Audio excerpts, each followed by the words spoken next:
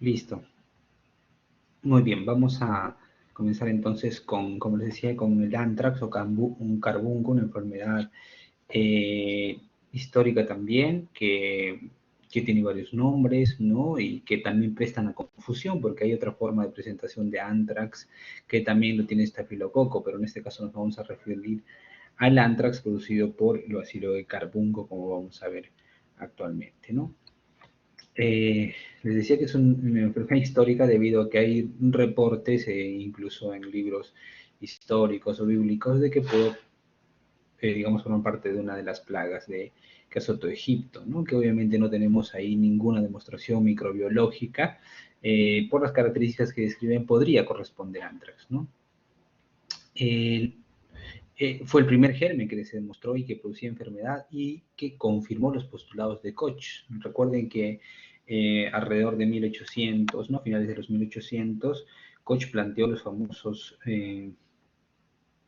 principios que permitían inferir qué, digamos, agente o qué microorganismo podría estar implicado en un proceso infeccioso, ¿no? Una serie de postulados que se siguen utilizando en la actualidad y que nos permiten relacionar el aislamiento de algún agente microbiano con una entidad nosológica, ¿no? Pasteur trabajó en la vacuna para esta enfermedad y luego se han visto diferentes epidemias a lo largo de la historia, como vamos a ver, con diferentes, digamos, mortandades, ¿no? Dependiendo de la forma de presentación, ¿no? Entonces, el responsable es el Bacillus anthracis, es una infección que ocurre cuando las endosporas del Bacillus anthracis entran en el organismo, ¿no? Las esporas son resistentes al fuego, la luz ultravioleta, desinfectantes, y pueden estar latentes durante un largo periodo de tiempo, ¿no? Eso lo hace, digamos, una enfermedad bastante versátil y que puede permanecer, digamos, latente durante un largo tiempo hasta que finalmente puede desencadenar un proceso infeccioso, ¿no?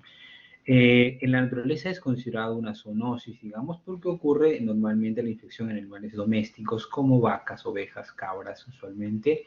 Eh, y la infección en humanos es casi accidental, ocurriría por exposición directa de la piel lesionada, ¿no? Con animales infectados a través de tejidos como la piel, ano o pelos de este animal, por lo tanto, se suele dar en personas que tienen este tipo de trabajo, digamos, con estos animales. También se puede dar por ingestión de carnes crudas o mal cocidas, ¿no? En animales infectados, o también la inhalación de esporas aerosolizadas, ¿no? Y que esto ha dado lugar a su potencial uso como arma de bioterrorismo, lamentablemente, ¿no?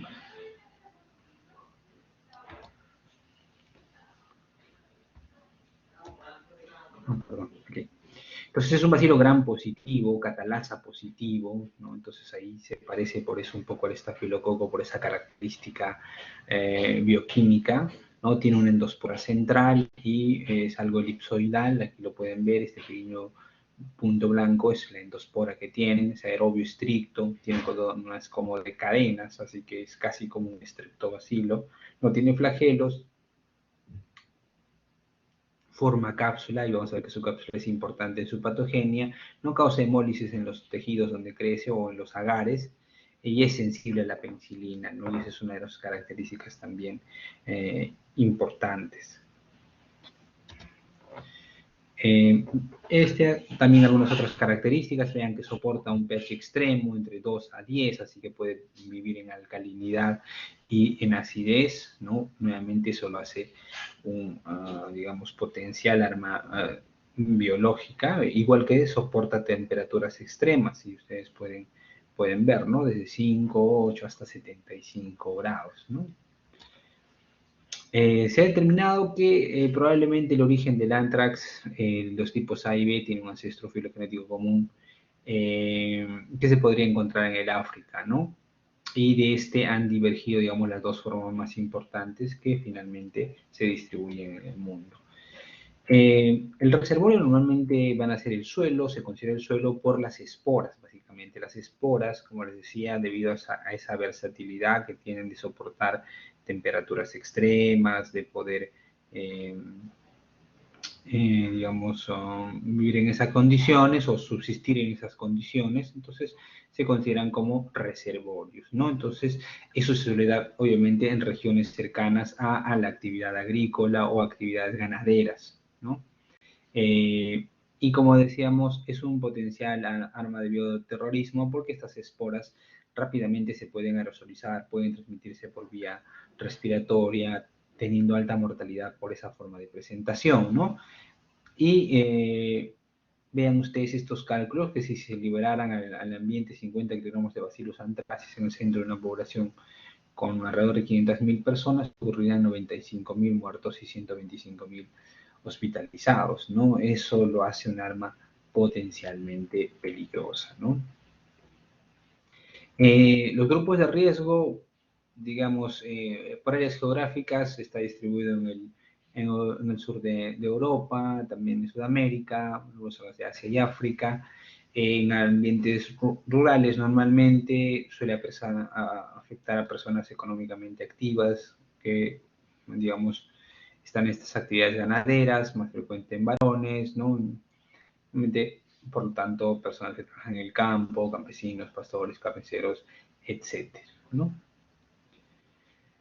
Y digamos que este es un esquema de la fisiopatología que lo vamos a ver más adelante también. Esas esporas desecadas pueden aerosolizarse, pueden contaminar el ambiente, eventualmente algunos animales van a infectarse con esto, el hombre lo puede hacer directamente por contacto con estos animales, por las esporas que se han aerosolizado o por, digamos, la implantación, ¿no? Por alguno de estos, digamos, materiales contaminados o la ingesta de carne contaminada de estos animales también lo puede hacer. Por lo tanto, puede haber de esas formas de presentación. Entonces, dependiendo de la forma como ingrese, vamos a tener la evolución clínica en cada una de estas formas de presentación, ¿no? Entonces, dentro de su patogenia, uno de los puntos más importantes es la capacidad que tiene este Bacillus anthracis de producir una cápsula antifagocítica, o una cápsula que le permita, digamos, evitar la fagocitosis, ¿no? Tres proteínas importantes, vean ustedes, el antígeno protector, el factor letal y el factor edematoso, que normalmente se abrevian como PA de antígeno protector, LF de factor letal y FE de factor edematoso, ¿no? Entonces, la conjunción de estos van a dar lo que se conoce como toxina letal o toxina edematosa, ¿no? La toxina letal sale de la combinación del factor letal con el antígeno protector y la toxina edematosa del factor letal más el factor edematoso, ¿no? Entonces el antígeno protector en este caso va a ser necesario para ligar y traslocar tanto el factor letal como el factor edematoso dentro de la célula, ¿no?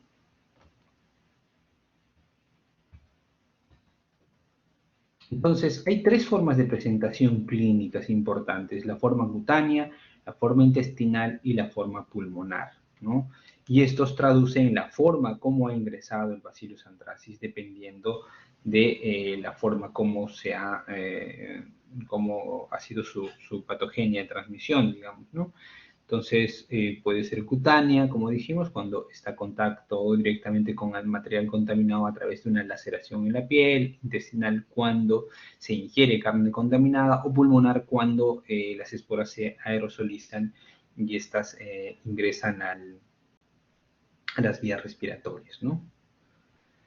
Entonces, una vez que estos han ingresado, sea la vía que requieran, los macrófagos normalmente van a tratar de fagocitar estos bacilos, ¿no? Y estos van a empezar a reproducirse en el interior del macrófago, evitando, digamos, la fagocitosis como tal. Es decir, ingresan al interior del macrófago, pero las vacuolas no van a poder eliminarlos, ¿no? No van a poder, digamos, destruirlos, y solamente van a permitir la reproducción de estos bacilos en su interior, y estos luego van a empezar a producir estos factores letales, estas proteínas antigénicas, digamos, ¿no? Y van a generar el factor letal, el factor edematoso, que finalmente van a ser liberados, ¿no? Estas toxinas son liberados al torrente sanguíneo a través tanto de la vía linfática o la vía sanguínea, y van a ir a ocupar algún lugar, digamos, digamos, generando toxemia a nivel general, y teniendo como puntos importantes o puntos, digamos, blanco importantes, por ejemplo, el sistema nervioso central, ¿no? Donde pueden generar meningitis, es una de las principales causas de muerte. Pueden generar también un proceso inflamatorio generalizado, ¿no? Una respuesta inflamatoria sistémica que lo lleva a shock, eventualmente un shock séptico, o pueden provocar un edema agudo de pulmón. Entonces, de la predominancia de estos factores edematosos o factores letales, más o menos va a ir la forma de, digamos, de injuria mayor, es decir, o un edema agudo de pulmón, o una sepsis con shock, o una meningitis, ¿no? Entonces, estos son algunos de los factores antigénicos importantes, y también digamos, algunas características de ellos, ¿no? El antígeno capsular, que ya dijimos que es protectora, que le permite evitar la fagocitosis. El antígeno polisacárido, que es no tóxico, pero le permite una termoprecipitación y le permite también soportar algunas temperaturas extremas. Y sus exotoxinas, que ya dijimos que la conjunción de estas van a generar lo que ya hemos comentado, ¿no? La toxina edematosa, el factor edematógeno, y el antígeno protector, y la toxina mortal o toxina letal con el antígeno protector y el factor letal, ¿no? Y la unión del factor edematoso y el factor letal va a producir una disminución de la fagocitosis por los polimorfonucleares. Entonces es un patógeno, digamos, bastante que tiene muchas formas de patogenia, no es un patógeno per se, digamos, ¿no? Y finalmente la espora, que también le permite, como dijimos, subsistir en la naturaleza de manera importante sin generarse daños, ¿no? O permanecer latente, digamos, un largo tiempo. Las formas clínicas, las tres que ya hemos comentado: cutánea, gastrointestinal, inhalada, dependiendo básicamente de la forma como estos han podido ingresar, ¿no? En el carbúnculo cutáneo, en este caso, las lesiones ingresan entonces normalmente por piel, ¿no? En miembros superiores, miembros inferiores o superiores, cabeza, cara, etc. El periodo de incubación suele ser más o menos corto, 2 a 5 días, representa el 95% de los casos, ¿no? Normalmente hay laceración de la piel previa que permite la entrada, ¿no? Y rápidamente estos van a invadir los ganglios regionales, ¿no? De hecho, que al inicio hay una pápula eritematosa indolora, a veces una placa incluso eritematosa, media acartonada, ¿no? Luego se forman vesículas pruriginosas, ¿no? Alrededor de 1 o 3 centímetros. Finalmente, esta placa y estas vesículas que se pueden presentar van a generar una escara, ¿no? En el transcurso de unos 4 o 5 días, y si esto progresa, es decir, luego de esa lesión inicial cutánea, luego de la progresión a los ganglios linfáticos, podría evolucionar a compromiso sistémico, ¿no? Con fiebre, vómitos, falla renal, ¿no? Sin embargo, algunos simplemente van a generar malestar general, fiebre poco elevada, cuando de repente esto es contenido solamente en algunos ganglios linfáticos regionales, ¿no? Y aquí tienen la evolución más o menos de las placas, ¿no? A los 4 días se forma como un eritema, luego posteriormente ya se hace marcada la necrosis junto al eritema pericircundante, y posteriormente ya la necrosis ya establecida, ¿no? Aquí también tienen otras formas de presentación, a veces puede ser una lesión bastante inaparente, sobre todo en personas mayores, y en otros puede tener un gran compromiso a nivel cutáneo, ¿no? Obviamente habrá que hacer el diagnóstico diferencial con otro tipo de infecciones. De hecho, que la forma de presentación del estafilococo, que tiene esta evolución muy parecida, también estará dentro del diagnóstico diferencial.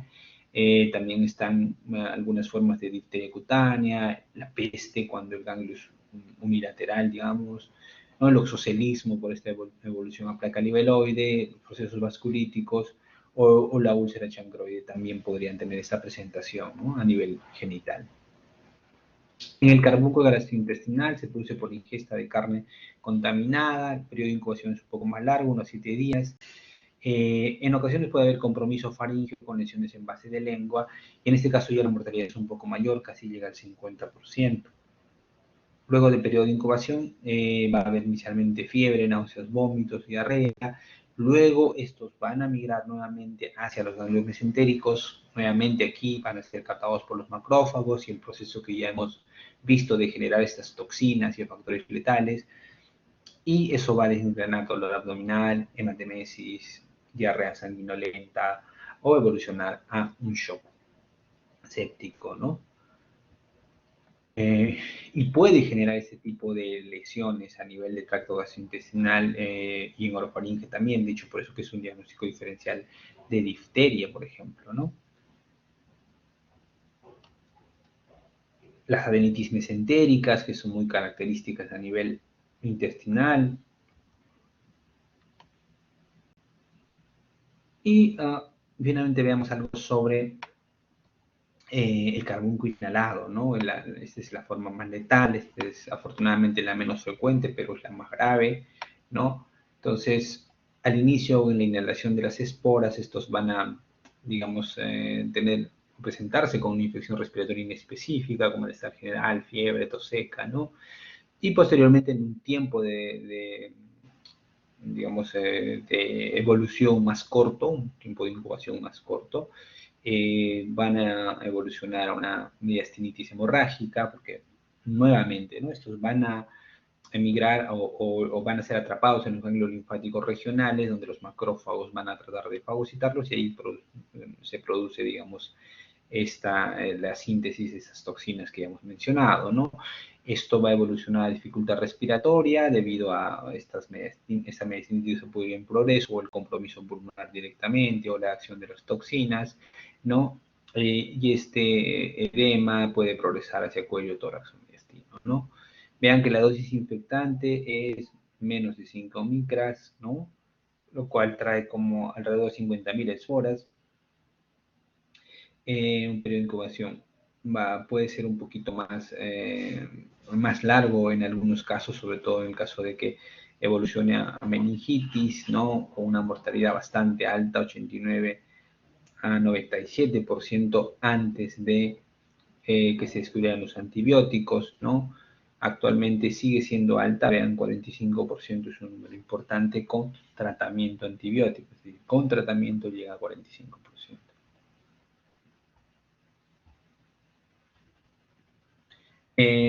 Afortunadamente, como dijimos, esto es más o menos raro, ¿no?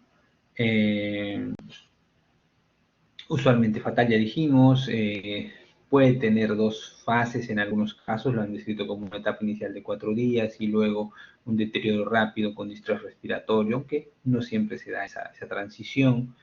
Y en realidad no hay una neumonía verdadera, ¿no? Es decir, no es como el neumococo que ha llegado hasta esta zona y está generando un proceso inflamatorio a nivel del parénquima, ¿no? Sino es que hay una linfangitis mediastinal asociado a una mediastinitis hemorrágica con diseminación hematógena y esto está generando el proceso de dificultad respiratoria. Obviamente también contribuye aquí el factor hematoso generando un compromiso hematoso a nivel de pulmonar que también impide la adecuada oxigenación, ¿no? La placa tórax se puede ver esos infiltrados alveolares difusos, ¿no? Este es el que más frecuentemente evoluciona a meningitis en el transcurso, hasta en un 50% de los casos, con una mortalidad elevada, lamentablemente, ¿no? Por eso es que, como vamos a ver, está igual que la peste, ante la menor sospecha debe tomarse las medidas de control inmediatamente, ¿no? Aquí tenemos algunos síntomas descritos en el carbunco. Vean, fiebre, fatiga y malestar lo más frecuentemente y menos frecuente tos, náuseas, vómitos, ¿no? Entonces siempre hay que sospecharlo ante estos de estos síntomas, digamos, y teniendo un cuadro clínico sugerente, digamos, ¿no?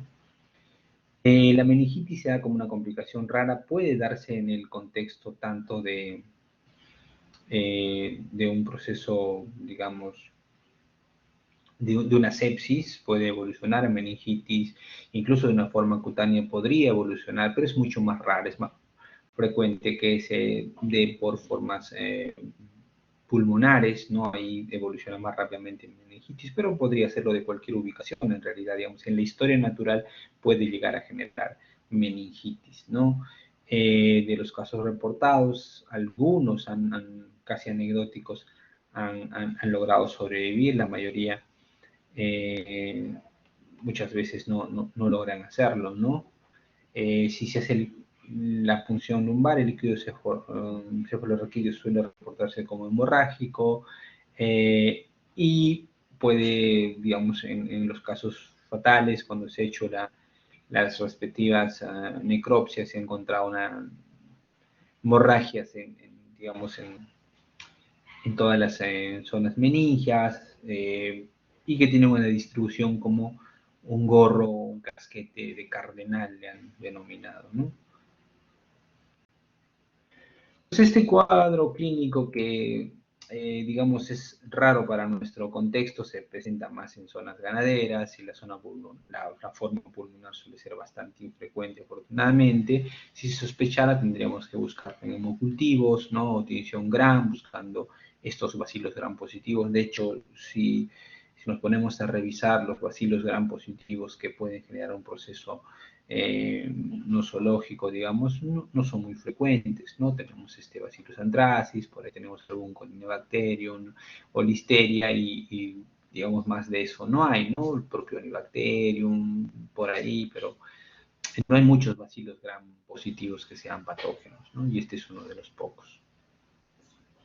El PCR, de hecho, que podría ayudar, la limitante nuevamente es el costo para esto. La inmunofluorescencia, histoquímica también ayudan. Los gramos de lesión podrían ayudar, ¿no? Pero hay que tener mucho cuidado al hacer esta tinción debido a que hay que recordar que hay otros bacilos gram positivos como algunos Corynebacterium que son parte de la microbiota normal de la piel, ¿no? Entonces hay que tener cuidado para hacer digamos, una buena muestra de la lesión, ¿no? Los ELISAs para buscar anticuerpos se puede hacer, pero siempre en el contexto de ser sueros pareados, ¿no?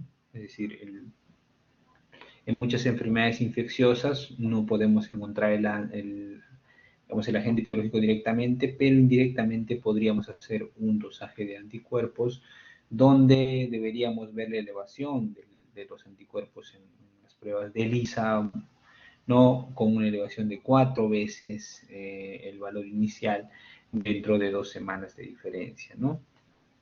En la radiografía de tórax se podría ver ese ensanchamiento intestino que ya hemos mencionado previamente. Diagnóstico diferencial, entonces neumonía por micoplasma, legionelosis, citacosis, tularemia, fiebre Q, histoplasmosis, sobre todo por las mediastinitis, otras micosis también entran en ese contexto, o coccidioidomicosis, ¿no? Entonces, ante la sospecha, dada la alta mortalidad que tiene, sobre todo en la forma pulmonar, ahí se ofrece profilaxis post-exposición, ¿no? A través de penicilina oral, doxiciclina, ciprofloxacino, ¿no? Lo más antes posible, sobre todo lo que más se utiliza suele ser ciprofloxacino, ¿no? Y se da por alrededor de 30 días, ¿no? Más vacunación es una opción también. En el caso de ya el cuadro clínico establecido, ¿no? Hay que recordar que este tratamiento antibiótico mata a las formas germinativas, pero no a las esporas, ¿no? El tratamiento puede ser con ciprofloxacino, 500 miligramos 2 veces al día, alternativa de doxiciclina, 100 miligramos igual 2 veces al día, o la penicilina B o G también se puede utilizar, ¿no? 7.5 miligramos por kilogramo de peso 4 veces al día, o amoxi 503 veces al día, ¿no? Respecto a la vacunación, es un filtrado de cultivo de Bacillus anthracis, es una vacuna subcutánea, aplicado a los 0, 2 y 4 semanas, y un refuerzo a los 6, 12, 18 meses, ¿no? Eh, como es solamente fragmentos de este bacillus, necesita varias dosis, lamentablemente. Se recomienda dar siempre la dosis de refuerzo anual, sobre todo en personas de alto riesgo. Está contraindicado en pacientes con historia previa de antrax o hipersensibilidad a dosis altas de esta vacuna. Y el 95% se lo convierten, ¿no? Lo que hay que recordar a este respecto es que esta vacuna no es 100%, digamos, efectiva, ¿no? Va a ayudar a generar algunos anticuerpos, con lo cual podemos lograr que el efecto no sea tan grave, digamos, ¿no? Pero no se va a evitar la infección, ¿no? Nuevamente, esta es una vacuna que no evita la infección, sino que puede atenuar la forma de presentación para que el cuadro no sea demasiado aparatoso o grave, pero no es curativo, ¿no? Lamentablemente. O, perdón, no evita la infección, que es lo que idealmente se quisiera, ¿no? La FDA ha aprobado esta vacuna, que es la Anthrax Vaccine Absorbed, con un 92% de protección contra las formas cutáneas e inhaladas, sobre todo. Y está, por lo tanto, relacionada o recomendada, sobre todo en pacientes de alto riesgo, como trabajadores relacionados al Bacillus anthracis, es decir, los que elaboran en laboratorios y manipulan ese tipo de muestras, que obviamente se considera un grupo de alto riesgo, los veterinarios también, y los militares, como no, siempre por digamos, la política norteamericana, siempre van a ser considerados para las vacunas, para todas las vacunas, ¿no?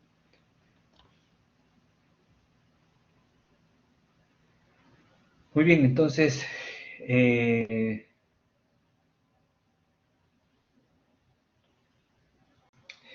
dado esta alta letalidad que tiene y el hecho de que sea un problema, digamos, importante a considerar desde el punto de vista de la ganadería, digamos, es importante eh, trabajar en medidas de control y prevención, ¿no?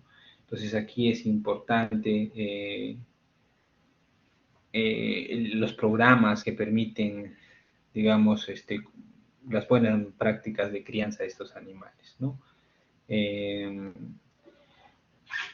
no tener contacto con animales que no fueron adecuadamente inspeccionados antes o después de matarlos, ¿no?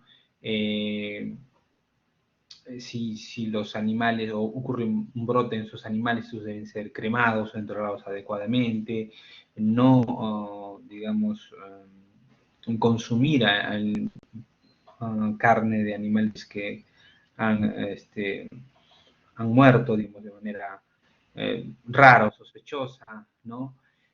Todo el ganado debe ser vacunado siempre, ¿no? Y reportar todos los casos, ¿no? Reportar todos los casos para poder este, siempre tratar de evitar, digamos, estos brotes que van a afectar a los trabajadores en este contexto, ¿no? Entonces, todas esas medidas de prevención son muy importantes para tener la contención de esta enfermedad, ¿no? Que vuelvo a decir, aparece nuevamente en zonas ganaderas de nuestro país y que afortunadamente las formas cutáneas suelen ser las más frecuentes con, digamos, un tratamiento oportuno, eso no suele llegar a mayores, ¿no? Y sí, las formas pulmonares, que son más graves, pueden revertir un poquito más de problemas, ¿no? Muy bien, no sé si tienen alguna pregunta hasta ahí.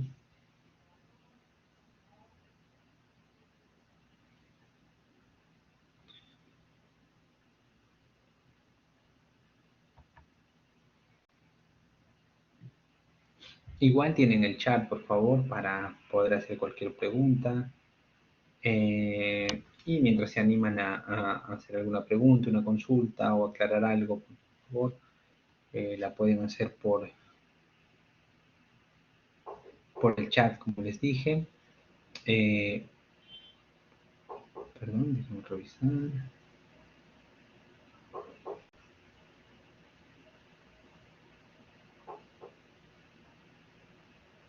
Ah, bueno, a nivel nacional, no hay un reporte, digamos,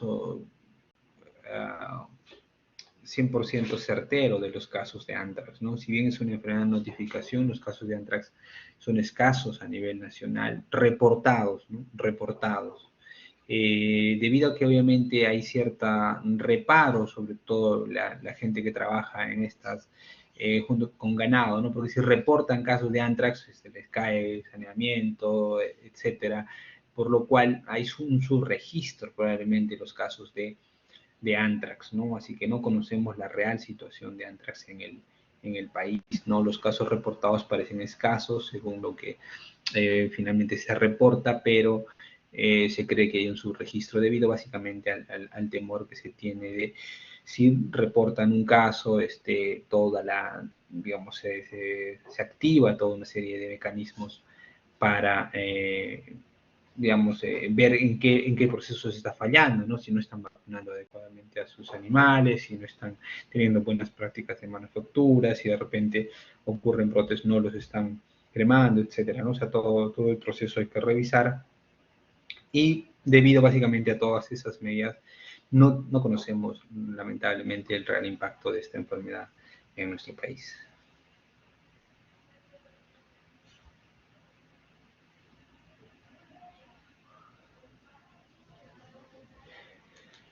Muy bien. Ya revisemos algo sobre la malaria, ¿no? Este es un tema también muy, um, muy estudiado, es una enfermedad que tiene también bastantes aristas, representa todo un problema social en algunas zonas como el África, eh, y, digamos, se ha especializado tanto digamos, todos los estudios que hay sobre malaria, que hay gente que solo hace malaria, ¿no? Son malariólogos específicamente, ¿no?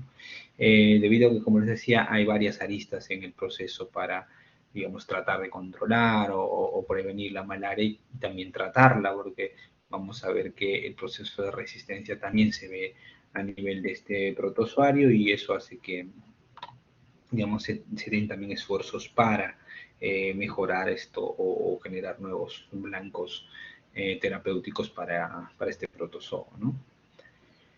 Entonces, como ustedes ya conocen, esta es una parasitosis febril ocasionada por parásitos del género Plasmodium, ¿no?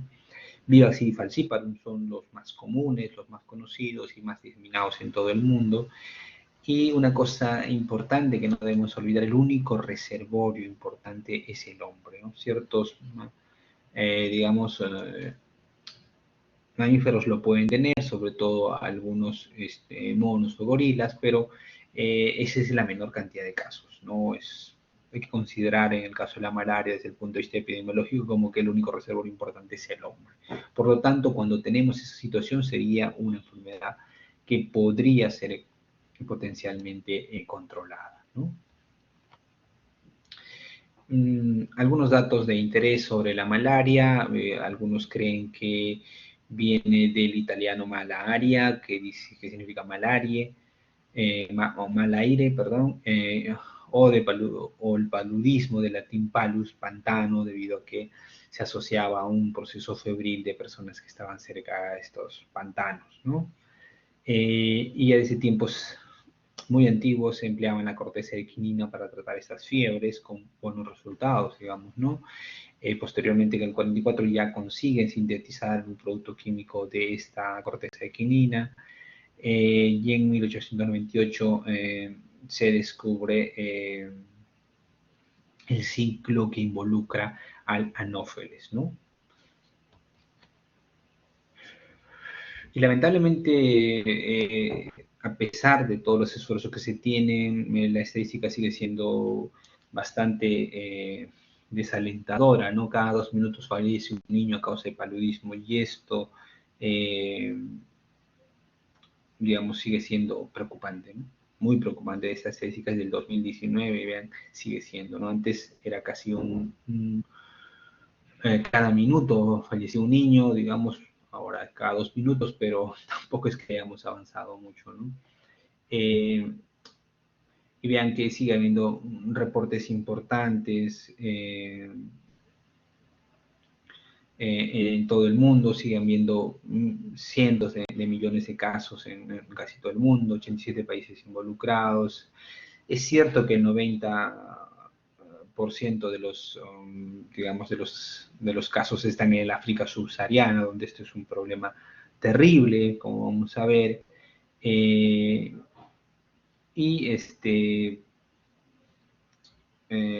Falciparum, como vamos a ver, es el que más mortandad causa, sobre todo en niños menores de 5 años. ¿Mm? Pues aquí pueden ver la gráfica de donde podemos ver los casos más importantes de Falciparum, donde básicamente toda el África subsahariana es la más importante. Luego está Vivax, que también tiene algunas zonas del África, algunas zonas de Asia y, como no, en toda Sudamérica prácticamente hay. Lleno, digamos, perdón, en toda Sudamérica, incluyendo Perú, Brasil, Colombia, existen ambas, Falciparum y Vivax, con predominio de Vivax, ¿no? Y en otras donde solo se ha reportado Vivax, ¿no? Como el caso de algunas zonas de Paraguay, Bolivia, ¿no? México, algunas zonas de China, ¿no?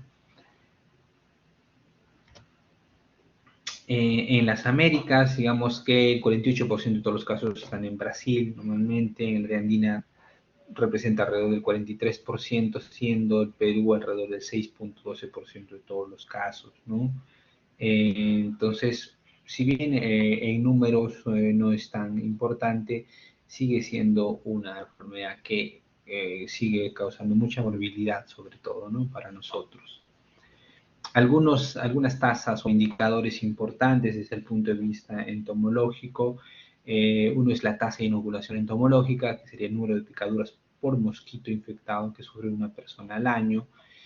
Esto puede alcanzar números bastante altos, como de 500 a 1000, y en otros, como en climas más templados, como Asia Central o el Cáucaso, esto llega solamente a 0.01 por ciento menores, ¿no? 0.01 número de picaduras, ¿no? EIR, ¿no?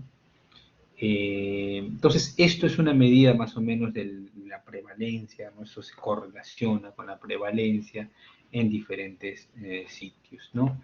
El otro es el índice parasitario anual. Entonces, esto se da con el número de casos por 1000 habitantes año en una determinada comunidad. Y de esa manera podemos catalogarlo como de riesgo alto, riesgo mediano, riesgo bajo, ¿no? Si este IPA es más de 10 por 1000, tenemos riesgo alto; si es entre 1 a 9 por 1000, riesgo mediano; y menos de 1 por 1000, riesgo bajo. Nuevamente, esto se correlaciona con, digamos, la prevalencia, ¿no? O la densidad de incidencia que se podría calcular en determinadas zonas, ¿no? En el Perú, vean ustedes que, similar a otras partes de América, este IPA es de 3.06, ¿no? Sin embargo, Loreto y San Martín no son dos zonas de alta endemicidad para nuestro territorio, son calificados como de riesgo alto, ¿no? Llegando a IPAs de 45 y 10, ¿no? Respectivamente, ¿no? Por lo tanto, el Perú, al ser una zona tan diversa, vean ustedes, ¿no? O sea, si calculáramos en general, podríamos catalogar como de riesgo bajo. Sin embargo, tenemos regiones como Loreto donde este índice parasitario renal es bastante alto, ¿no? Y también tienen un mapa, digamos, que permite más o menos de manera visual poder comparar estos diferentes IPAs, ¿no? Este índice parasitario renal, desde los más de 50, que son las más zonas oscuras, hasta el menos de 0.1%, que son las zonas amarillas, ¿no? Más claras, ¿no? Entonces, más o menos, vean ustedes, en la zona oriental del Perú o zona occidental de Brasil para ellos, donde hay una gran, digamos, un IPA importante, ¿no? O sea, una prevalencia importante de malaria en ese contexto, y digamos que se va van disminuyendo este número de casos hacia la periferia. O sea, el centro está mucho más densamente afectado y hacia la periferia se va haciendo mucho menos abusado, ¿no? Menos prevalente. En el Perú, vean ustedes, los casos de malaria, eso sí se reporta bastante mejor. Más o menos se mantiene a lo largo del tiempo, puede tener, digamos, subidas y picos más altos, básicamente asociados a fenómenos climatológicos como el fenómeno del Niño también, que afecta a la prevalencia de estas infecciones, pero más o menos se mantiene estable, ¿no? Vean ustedes los casos reportados de Vivax a lo largo del año más o menos se mantienen, ¿no? Con más o menos 10.000 a 12.000 casos y falciparum alrededor de 1.000 a 3.000, ¿no? Mientras que malaria, vean, son muy pocos los casos reportados, ¿no? Para nosotros malaria epidemiológicamente es muy raro de ver, ¿no? Y las defunciones tampoco son muchas debido a que básicamente los casos de falciparum son pocos. Y aquí tenemos los casos acumulados, tanto en el 2019 o las zonas de mayor riesgo, vean, perdón, aquí, estas zonas de rojo son las de más alta prevalencia, luego las de más rosado le siguen en frecuencia, luego los amarillos y finalmente los verdes, ¿no? Donde habría un riesgo mucho menor de malaria, ¿no? Ese es el riesgo de Vivax, por ejemplo, en Andoa sobre todo, ¿no? Es la zona de más alta prevalencia para nosotros y las otras del Alto Nanay también. Y mientras que Falciparum igual sigue siendo en estas zonas, Alto Nanay y Andoas, las zonas más importantes también para Falciparum, pero sin llegar a los extremos que encontramos en el África, ¿no? Definitivamente. Entonces, desde ya tenemos que entender que Vivax es lo más prevalente para nosotros, es la mayor cantidad de casos que vemos de malaria son Vivax, de hecho, mientras que Falciparum está confinado a algunas zonas, digamos, de relevancia, se presenta más en brotes para nosotros, de manera que la mortalidad, así en bruto, para malaria no es mucha, afortunadamente, por lo menos para nuestro contexto, ¿no? Entonces, ahora veamos algo sobre el mosquito, sobre el mosquito como tal, ¿no? Que recordar que es el anófeles, el vector de malaria. Y a este respecto hay que recordar que solo las hembras son hematófagas, es decir, solo las hembras chupan sangre, ¿no? Tienen esta postura típica en reposo, vean ustedes, es como si estuvieran inclinados hacia adelante, ¿no? Son atraídos por el color oscuro, la humedad, el calor, ¿no?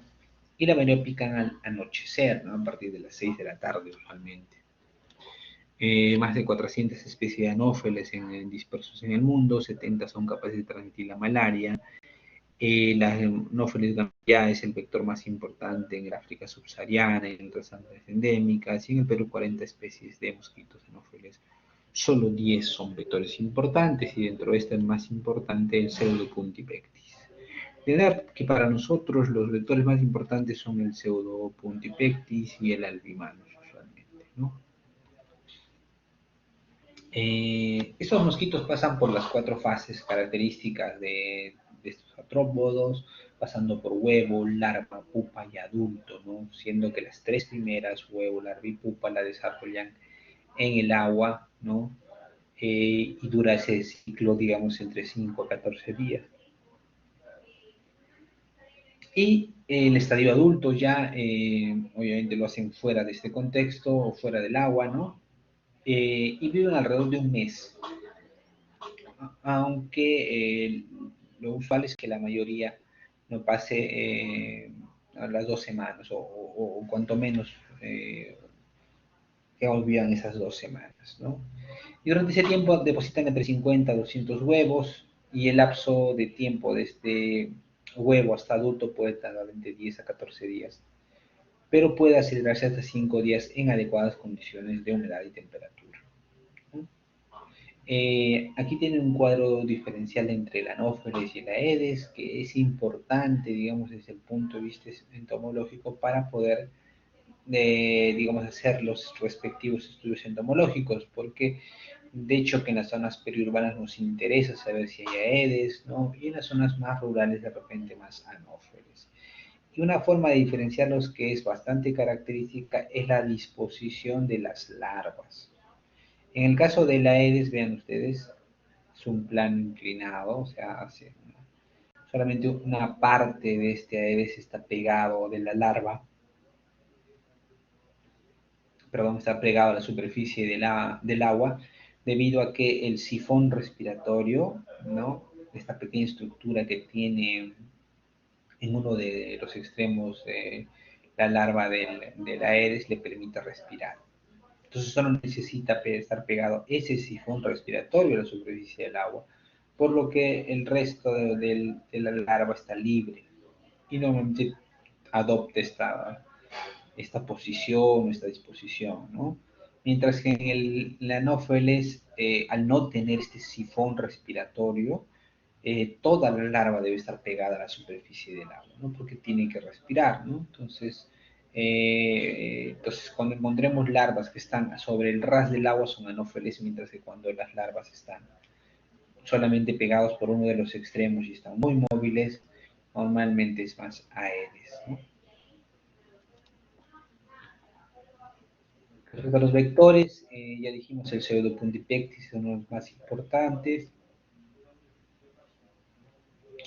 Luego estarían también el Albimanus y el Darlingi, digamos, dentro de los importantes, y otros tipos de anófeles, ¿no?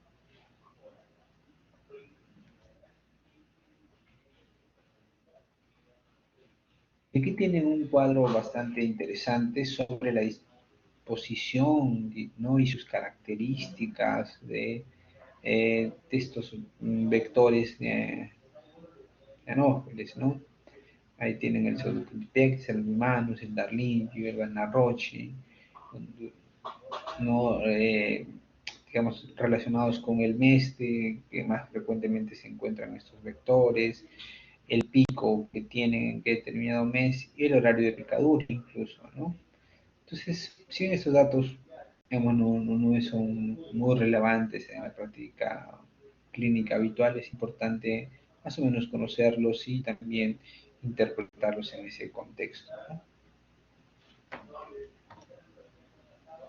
Y bueno, como les decía, la malaria es también considerada una enfermedad social, es una enfermedad que definitivamente tiene también un componente de, digamos, acceso a los servicios de salud, de adecuadas, digamos, condiciones para la población, ¿no? Y para sus hogares, digamos, o el exceso, digamos, a los medicamentos también influye. De manera que hay una serie de factores que favorecen la transmisión de la malaria, desde los humanos, como serían la edad, educación, estado de ocupación, ¿no? Las horas de trabajo, las actividades, el nivel socioeconómico, ¿no? Las poblaciones urbanas y sus nuevas costumbres, vestimenta, etcétera, ¿no?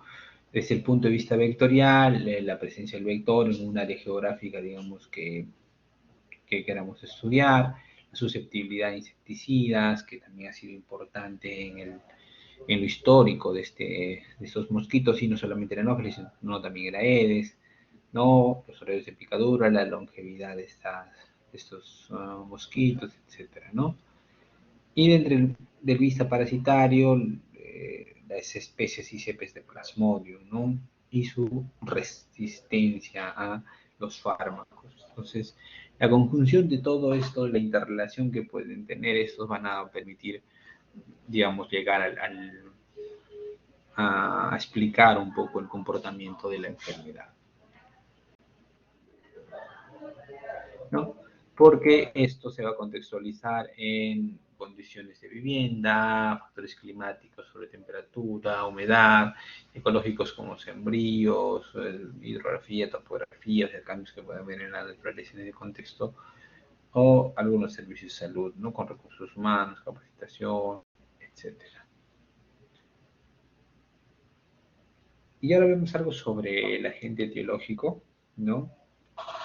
Estos son esporozoarios del orden Eucocidia, ¿no? Por lo tanto, algunos de los estadios se correlacionan un poco con eh, toxoplasma, ¿no? O los cocidos intestinales también. Entonces pertenece a la familia Plasmodiae, género Plasmodium, ¿no? Dentro de esto, Vivax,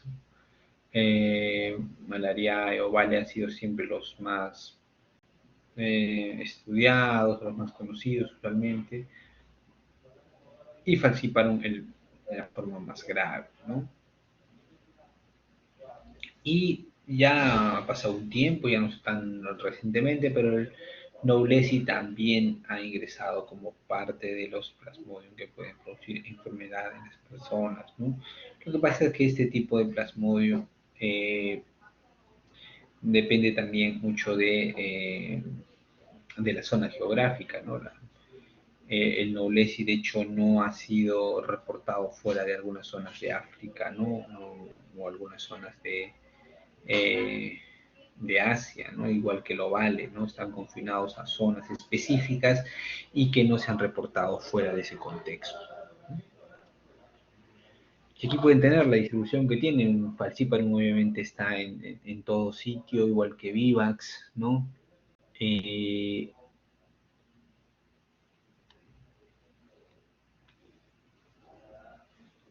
y acá hay un dato curioso que Vivax está distribuido en todo el mundo, con excepción de el oeste de África, ¿no? Eh, y eso es interesante porque como vamos a ver, estas zonas que están libres de Vivax tienen unas hemoglobinopatías bien particulares, ¿no? Que los hacen parcialmente inmunes a Vivax. Mientras que lo vale, malariae, no están confinados al oeste de África en el caso del ovale, eh, Malasia, Indonesia en el caso de un Knowlesi, ¿no? Y malaria está dividido en diferentes, alrededor de todo el mundo, ¿no? Aquí tenemos también un comparativo entre periodo de incubación, Falciparum 7-15 días, Vivax 15 días, Ovale 15 días, Malaria 21 días, ¿no? Recaídas, Vivax y más frecuentemente Ovale y Malariae, y los sinusoitos que están presentes solamente en Vivax normalmente, Ovale menos frecuentemente, ¿no? Pero también podría estar. Y longevidad para Falciparum 1 a o menos de un año, mientras que Vivax tiene alrededor de 2 a 3 años de longevidad y lo vale 2 a 5 años, mientras que el Malariae hasta 20 años, ¿no? Por eso es que Malariae tiene evolución mucho más crónica, mucho más larvada y obviamente con menor impacto en mortalidad. Entonces, el ciclo vital del plasmodium se da en dos hospederos, ¿no? Uno es el hospedero definitivo, que en este caso es el Anopheles hembra, ¿no? Que tiene un ciclo esporogónico, debido a que vamos a ver, va a formar los esporozoitos, ¿no? Y que tienen, por tanto, una reproducción sexual, sobre todo. Y en el caso de los huéspedes intermediarios, ciclo esquizogónico, ¿no? Es el que se da, porque, como vamos a ver, el objetivo aquí es formar esquizontes, ¿no? Y dentro de esta una subdivisión nos dice que estamos frente a formas hepáticas y extrahepáticas o eritrocíticas, como vamos a ver. Eso lo vamos a poder ver, digamos, en este gráfico, en el cual todo comienza con la picadura del anóferes, que inocula, por lo tanto, estos esporozoitos, que es una forma infectante. Estos pasan al torrente sanguíneo y tienen un tropismo especial por irse a las células hepáticas, ¿no? A nivel de células hepáticas se va a generar en el interior de estas células parasitadas un ciclo de esquizogénesis hasta generar digamos, un merozoito que está repleto, digamos, de estos esquizontes, perdón, es un esquizonte que está repleto de merosocitos. Finalmente este esquizonte se rompe, libera estos merosocitos, estos van a pasar al torrente sanguíneo en una gran, digamos, en gran medida. Y dentro del torrente sanguíneo van a parasitar los eritrocitos. Y de esa manera también van a contribuir a los procesos hematológicos que puede presentarse, ¿no? Una vez que están dentro del eritrocito, en el eritrocito van a formar también un esquizonte, o sea, la célula cuando está repleta de merosocitos se llama esquizonte. Cuando finalmente se rompe esa célula, se liberan esos merosocitos, invaden nuevos eritrocitos y el ciclo continúa. Sin embargo, algunos de estos van a evolucionar a gametocitos, a macho y hembra, y eventualmente en ese contexto suelen fecundarse, y es la hembra grávida, usualmente la hembra la hembra que va a permitir el desarrollo de estos gametocitos, es decir, estos gametocitos que ingresan al interior del anófeles van a pasar por estadios de esporoblasto, esporozoitos finalmente, que van a alojarse posteriormente en las glándulas salivales del mosquito y desde ahí van a inocular estos esporozoitos a otra persona, ¿no? Entonces, ese es más o menos un cuadro resumido sobre, digamos, el ciclo evolutivo de la malaria, ¿no? Entendiendo que en el humano, que es huésped intermediario, porque no permite la reproducción sexual, pero sí una reproducción asexual de considerable número, digamos, tanto a nivel hepático como a nivel eritrocítico, ¿no? Mientras que el ciclo que ocurre en los mosquitos es un ciclo esporo, esporoso, esporogónico, ¿no? Porque el objetivo es formar esporozoitos, ¿no? Los esporozoitos son en este contexto los más importantes, ¿no? Es decir, el ciclo se da para la formación de estos esporozoitos. Y este es un poco para graficar un poco la patogenia de esta condición. Bueno, discúlpenme un segundito, por favor.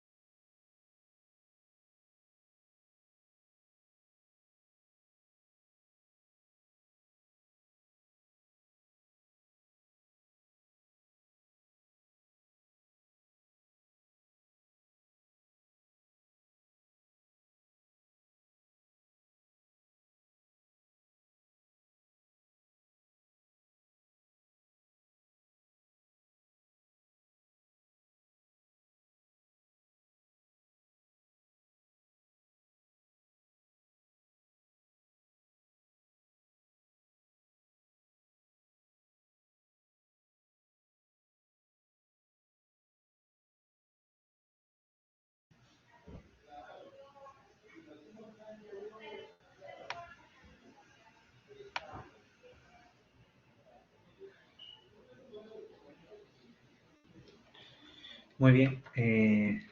¿Me escuchan ahí?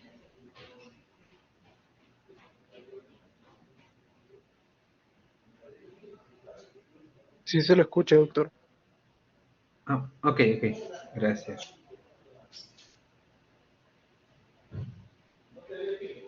Muy bien, vamos a Entonces, ver entonces algunos factores patogénicos importantes en este contexto.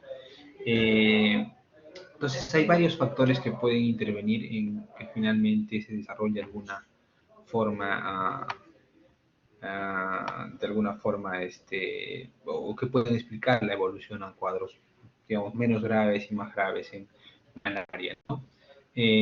Van desde los factores genéticos, ¿no? Y respecto, por ejemplo, va la anemia de células falciformes, ¿no? Que dificulta la entrada del falciparum, ¿no? Falciparum, por eso es la alta prevalencia, ¿no? Como un fenómeno adaptativo, digamos, en zonas del África donde hay mucha prevalencia de esta anemia de células falciformes, ¿no? Y eso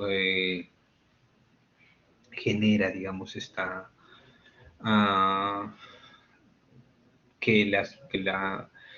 eh, digamos que las personas que viven en estas zonas se han seleccionado de manera natural que puedan tener mayor prevalencia de nuevas células falciformes para evitar la entrada de plasmodium falciparum. Igual ocurre con el plasmodium vivax, ¿no? Que necesita el antígeno DAFI para ingresar. Y la mayoría de personas en el África subsahariana son DAFI negativos. Por lo tanto, no permiten la entrada adecuada de vivax. Esto les confiere una inmunidad parcial a en este contexto, ¿no? Luego otras hemoglobinopatías que también pueden ayudar a dificultar la entrada digamos, de vivax al interior de las células, ¿no? Eh, Respecto a la inmunidad, lamentablemente todos los factores inmunitarios, tanto celulares como humorales, duran corto tiempo y no generan una inmunidad completa, ¿no? En las zonas endémicas, las personas que constantemente se han parasitado pueden tener una semi-inmunidad, ¿no? Pueden ser, digamos, una forma de malaria crónica, como vamos a ver, por lo cual la persona tiene cargas parasitarias bastante bajas sin desarrollar un cuadro muy marcado, pero tienen anemia, no visceromegalias, etcétera, ¿no? Entonces se establece una especie de equilibrio en la reproducción de este plasmodium sin generar un daño tan marcado en la persona. Respecto a factores dependientes del parásito, hay que mencionar algunas sustancias tóxicas que produce el falciparum, como por ejemplo el glicosilfosfatidilinositol, ¿no? Que va a destruir la hemoglobina, deforma la membrana de los eritrocitos, ¿no?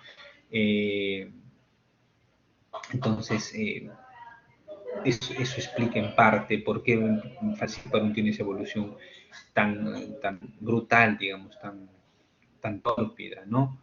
Luego está el daño de la microvasculatura, igual, algunos tipos de falciparum, sobre todo falciparum, perdón, algunos plasmodium, algunos falciparum, generan estos fenómenos de citoadherencia o inflamación o de roseteo, que es simplemente como un acúmulo de estos eritrocitos parasitados que se quedan adheridos a la microvasculatura y funcionan como tromboémbolos, ¿no? Entonces impiden la adecuada vascularización en algunas zonas, con lo cual obviamente va a generar un problema importante, como vamos a ver en el caso de falciparum, ¿no?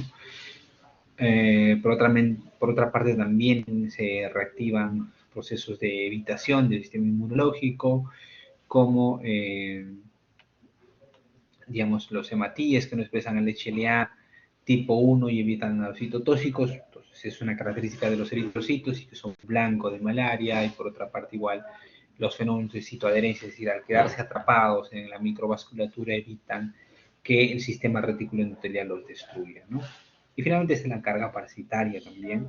Y a este respecto tenemos que ver que Falciparum, por ejemplo, tiene una carga parasitaria muy alta debido a que Falciparum parasita todos los hematíes que encuentre, o sea, tanto las formas jóvenes, las formas maduras o las hipermaduras, digamos, ¿no? Entonces, eso nos da una idea de la carga parasitaria. Al parasitar todas estas formas importantes, la carga parasitaria es muy alta, ¿no? Mientras que en el caso de Vivax, solo prefiere los eritrocitos jóvenes, ¿no? Y en el caso de malaria es solo los hipermaduros, ¿no? O los más viejos, hematíes. Por lo tanto, la carga parasitaria en vivax o en malariae es mucho menor que comparada con falciparum, por esta razón, ¿no? El tropismo o la preferencia para parasitar algunos de los eritrocitos. Y por lo tanto, de la combinación de todos estos factores y la respuesta inflamatoria o la modulación de esta respuesta inflamatoria, se dará, digamos, las formas graves de malaria. Aquí tiene un gráfico que más o menos explica un poco el falciparum, ¿no? Y su digamos, su fisiopatología, ¿no? Entonces, tanto estos fenómenos de mayor adherencia, deformabilidad, aumento de la fragilidad, toxinas o antígeno, van a generar, digamos, bloqueo de vasos, hemólisis, generación de complejos inmunes, los cuales van a digamos, generar una nefritis por acúmulo de estos complejos antígeno anticuerpos, la hemoglobinuria y la anoxia van a generar mayor vasodilatación, que contribuyen a la hipotensión, eso también a la necrosis tubular aguda, el daño a nivel hepático cerebral va a condicionar ictericia, edema cerebral, ¿no?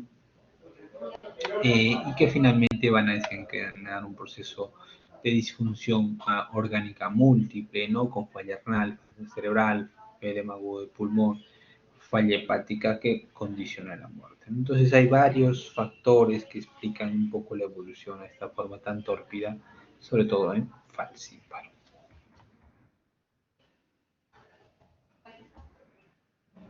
Ya dijimos que la inmunidad lamentablemente no suele ser muy importante, de hecho no evita usualmente las formas que la persona se infecte, pero podría ayudar a que los cuadros no sean muy graves, ¿no? Por eso que se genera semi-inmunidad en algunos casos, ¿no?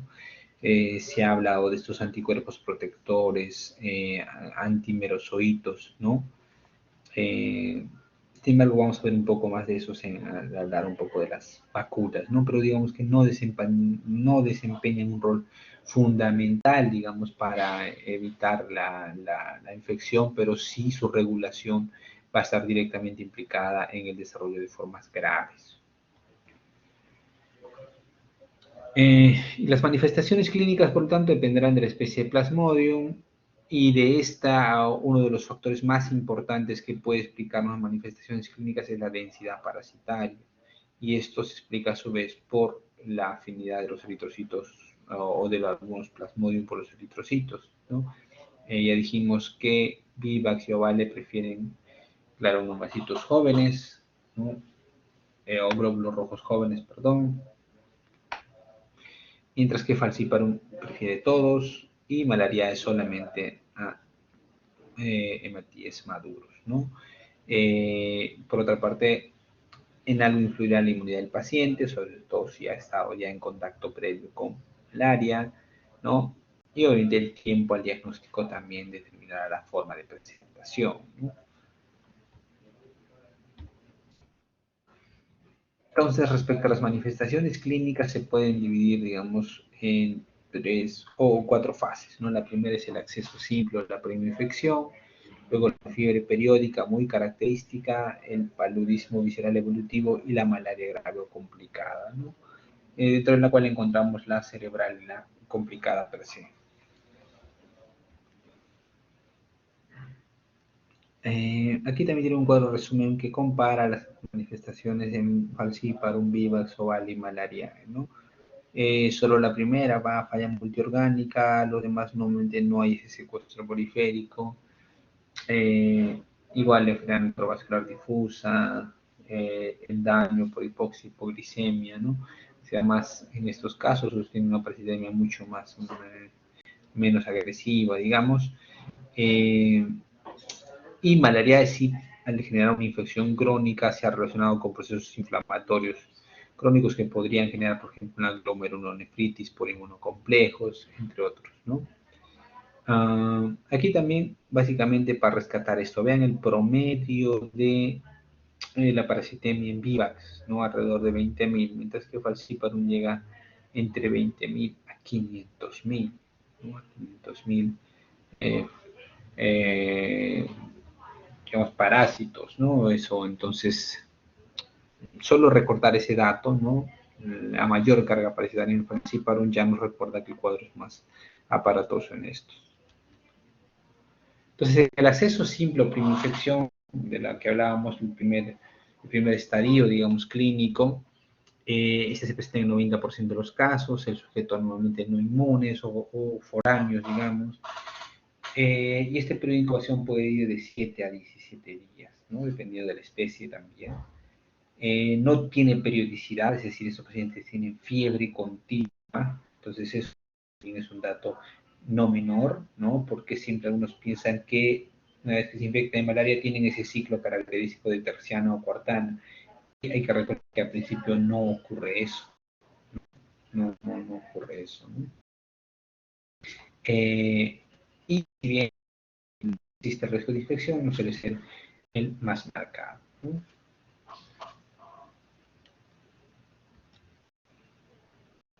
¿Qué síntomas y signos tienen? Fundamentalmente fiebre progresiva, creciente, continua, con picos de 39 a 40 grados, que no tienen periodicidad, es decir, la fiebre es continua en estos casos, ¿no? Con malestar, mialgia, cefalea, dolores abdominales, náuseas, vómitos y hepatomegalia, ¿no? Y en evolución, fiebre de 8 a 15 días, luego intermitente cada 2 o 3 días, dependiendo de la especie, ¿no? Es decir, en esta primera infección, la infección está a nivel hepático y cuando está a nivel hepático hay una fiebre muy alta. Si esto continúa, entonces obviamente puede ir a evolucionar ya al pasaje del hígado hacia los eritrocitos y ahí, cuando está en los eritrocitos, recién se presenta la característica fiebre intermitente clásica que vemos para las formas de presentación de vivax o falciparum, ¿no? Y en esa fase periódica que nos está traduciendo ya el pasaje de la forma a nivel hepático hacia los eritrocitos, eh, podemos encontrar en este contexto, por ejemplo, el desarrollo de hipnozoitos. Ese término es muy importante, fijen este concepto de hipnozoitos, ¿no? Vamos a retroceder un poco para que puedan verlo aquí de manera gráfica, si no me equivoco, aquí está.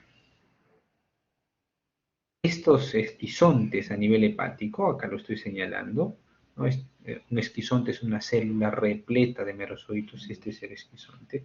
Estos esquizontes normalmente se rompen y vacían su contenido a algún eritrocito. Eso es lo común, digamos, es lo esperable. Pero ocurre que algunos de estos esquizontes no vacían su contenido al torrente sanguíneo, ¿no? Por lo tanto quedan latentes. A eso se llama hipnozoitos.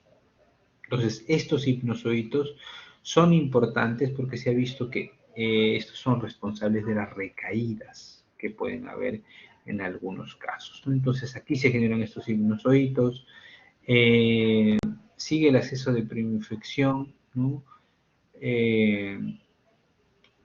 Y aquí se da la característica fiebre terciana o cuartana, ¿no? La terciana es aquella que se da en vivax y falciparum, ¿no? O sea, acá después de 48 horas se presenta la fiebre. En el caso de malaria se da una fiebre cuartana, ¿no? Después de 72 horas se presenta la fiebre. Entonces, eso es importante recordar y eso es lo que, digamos, característicamente o de manera epidemiológica nos puede ayudar a saber si es pipas o falciparum, aunque hay que recordar que lo ideal es que no diagnostiquemos esa etapa, sino muy tempranamente, ¿no? Y por otra parte, se da aquí lo que se denomina el acceso palúdico, ¿no? ¿En qué consiste este acceso palúdico? Es una zona de escalofríos muy importante, luego un calor agraviante y finalmente una sudoración profusa, ¿no?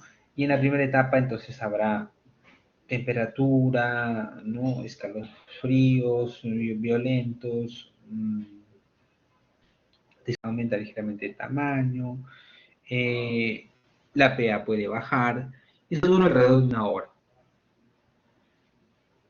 Y en el caso de zona de calor, se da ya la temperatura alta que llega a 39-40 grados, ¿no? El vaso palpable que suele disminuir de volumen y dura alrededor de 3 a 4 horas. Y finalmente la sudoración profusa, ¿no? Donde lo más característico es esta sudoración abundante, realmente la presión tiende a caer o en otros casos aumenta, y dura otras 2 a 4 horas, ¿no? Hasta llegar a ese estadio de mejoría usualmente, ¿no?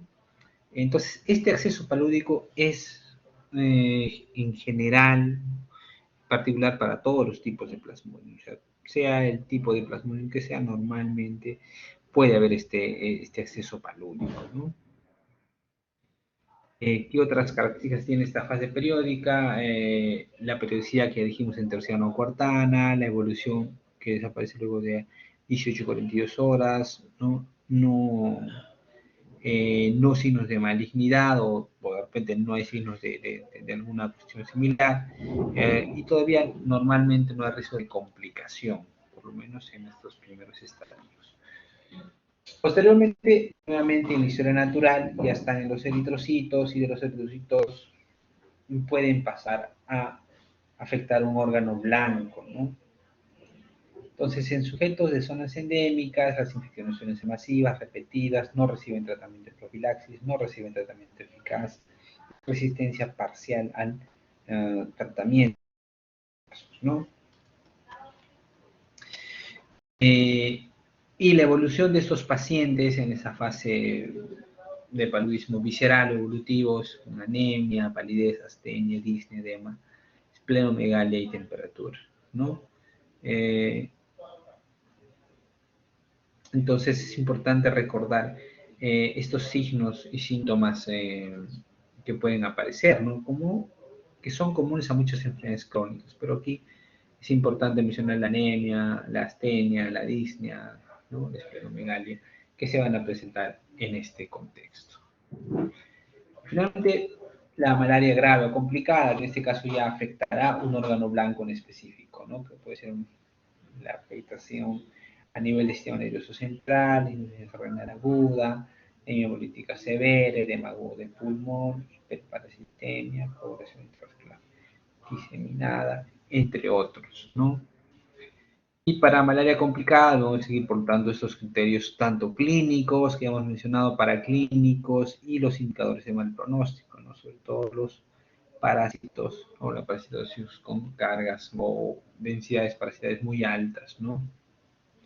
Y eso es lo que suele indicar, aparte de otros, la hipoglicemia persistente, la hipotensión, suelen ir como indicadores de mal pronóstico.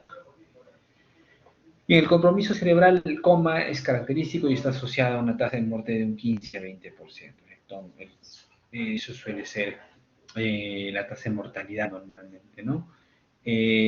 Normalmente se va a presentar como alteraciones de conducta, delirio, obnubilación, confusión, encefalopatía, tono disminuido, hemorragia retiniana, convulsiones, etcétera, ¿no? Entonces, toda la sintomatología del sistema nervioso central. Y digamos, para resumir el caso clínico de los casos graves, hay que aprender por lo menos esto, ¿no?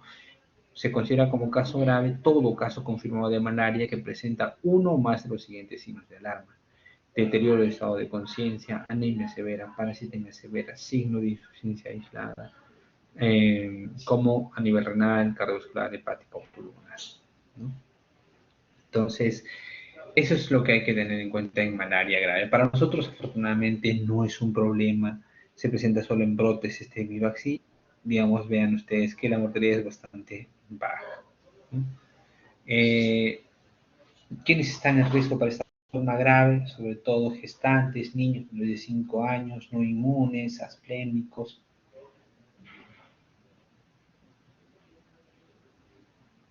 También la letalidad de casos severos, complicados, que van a UCI, la aparición de resistencia al tratamiento. Y aquí tienen otra serie de indicadores de mal pronóstico de paludismo grave, donde habría que rescatar la glicemia. Una glicemia muy baja es normalmente un predictor de mal pronóstico en estos pacientes, ¿no? Respecto al diagnóstico clínico, se puede dar a nivel parasitológico, inmunológico, molecular. El diagnóstico, digamos, parasitológico directo sea a través de la gota gruesa, ¿no? Esta sigue siendo la prueba más costo efectivo. El problema es que es operador dependiente, de que necesitas un microscopio y un personal entrenado, ¿no? Entonces, con esas características se puede empezar a, digamos, hacer la sospecha clínica o, digamos, corroborarlo, ¿no? Entendiendo que, y vuelvo a repetir, la gota gruesa es la prueba más costo efectivo para el diagnóstico de malaria, ¿no? Tiene desventajas, sí, las que hemos mencionado, y aparte que, por ejemplo, solamente cuantifica a partir de 20 parásitos por microlitro, ¿no? Y por otra parte, una ventaja, digamos, sería que cuantifica la parasitemia, y eso es muy importante a la hora de hacer el seguimiento. Mientras que los fenómenos o las pruebas inmunológicas como el RDT, el IFE o el ELISA, lamentablemente dependen mucho de en el caso de la inmunocromatografía para este HRP2 de falciparum, lamentablemente lo que pasa para nosotros es que está mutado este HRP en digamos, en los falciparum de nuestra zona, de manera que la mayoría son HRP2 negativos y que no nos ayuda esta inmunocromatografía. Mientras que los IFIS o ELISAs, lamentablemente, se hacen tardíos muy tardíamente, así que muchas veces no sirven, solo para estudios epidemiológicos, ¿no? Y a nivel molecular, importante el PCR, ¿no? Que tiene una muy buena sensibilidad y especificidad, puede tratar parasitemias muy bajas de 3 parásitos por microlitro o parasitemias mixtas, ¿no? Y lo que hay que tener en cuenta aquí es que lamentablemente son los costos que impiden el uso de esta tecnología, ¿no? Cuando se hace el frotis directo hay que buscar características que nos permitan diferenciar vivas de falcíparo y aquí algunas de ellas, ¿no? Los trofozoitos de falcíparo son normalmente bien redondeados, bien menos heterogéneos, en caso de vivas son un poco más grandes, heterogéneos normalmente. Los esquizontes, que son mucho más frecuentes en vivax, son menos frecuentes normalmente en falciparum, ¿no? Debido a que estos quedan atrapados en la microvasculatura, por eso es que no vemos estos esquizontes circulantes, ¿no? En cambio en vivax no, como no hay este fenómeno de citoadherencia, siguen circulando en sangre. Y los gametocitos en el caso de falciparum tienen forma de banana y en el caso de vivax es redondeado, ¿no?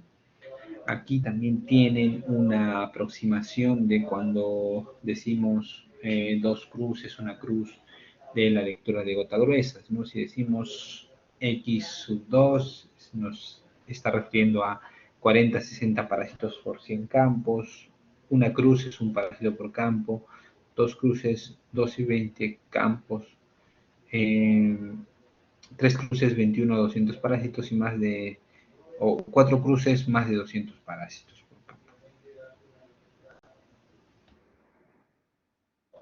Muy bien. Entonces, pasemos ahora un poco al tratamiento y para hablar sobre el tratamiento tenemos que ver puntos claves donde los fármacos pueden actuar. Entonces, la mayoría actúan sobre los eritrocitos parasitados, ¿no? Ahí vamos a ver la tobaconaproguanil, la doxiciclina, la mefloquina, la cloroquina, ¿no? Mientras para los hipnozoitos, por ejemplo, el único fármaco que le hace es la primaquina, ¿no? La primaquina es el único fármaco, por lo menos de uso habitual, que mata hipnozoitos. Y eso es una ventaja, ¿no? Es una ventaja en este contexto.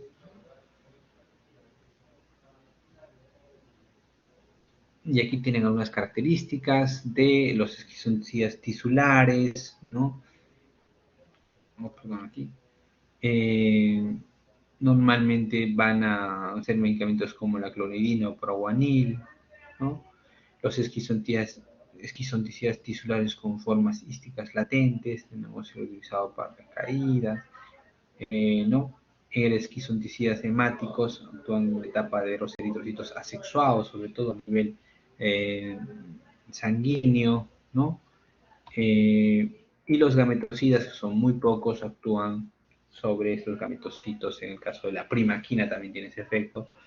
Y en los esporondicidas, básicamente la cloroquina y más raramente también la, digamos, las otras formas de presentación como eh,